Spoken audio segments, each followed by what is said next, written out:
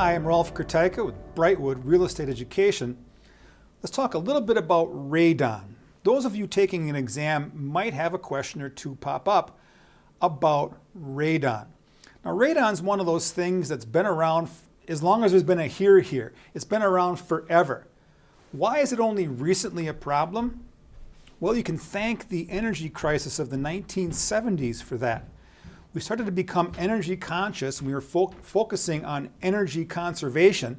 And one of the things we wanted to do was tighten up houses. So now all of a sudden you've got a home that homes have always been pretty open, pretty well ventilated. You can almost fly a kite in my home when it's windy outside. My home was built in 1910.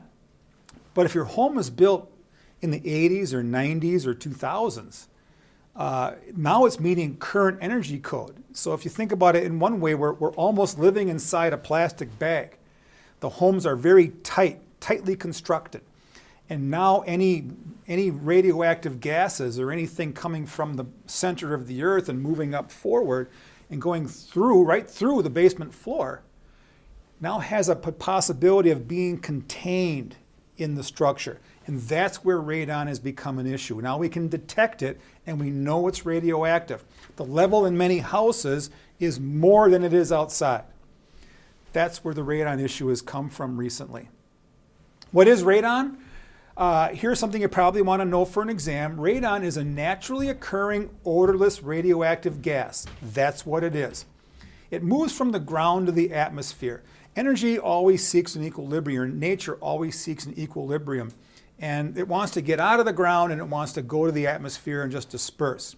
What happens is it can get trapped inside a building, especially a modern building that's built to energy code, which can create a buildup of this radioactive material. And we know that radioactive gases can cause cancers and can cause lung cancer with radon. It's impossible to detect. It's odorless. You can't see it, smell it, anything. You have to test for it. And test kits are becoming more and more available, and they're easy to use. One can hire a radon professional to test for the presence of radon. In some states, radon professionals that are testing for radon must be either licensed or certified. Check your state laws. And the key phrase, so I like to do word association when it comes to exams when I can. And radon is one. So with radon, we can mitigate the problem. Mitigation is the play when we suspect or have a radon buildup. So what is mitigation? Mitigation means adding a way for the radon gas to get out. And these are pretty ingenious if you see them.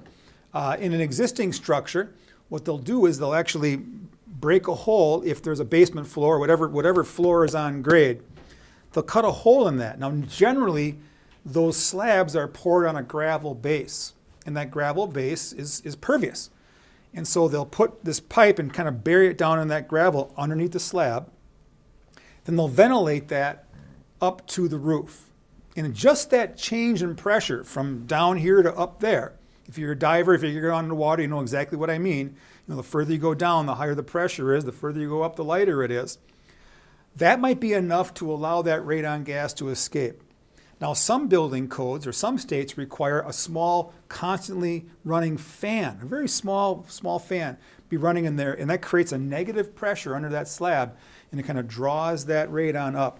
New construction must have a radon, in many states anyway, the building code requires a radon mitigation system to be put in underneath the slab. So remember, radon, odorless, can't see it, odorless radioactive gas. What's the fix? Mitigation.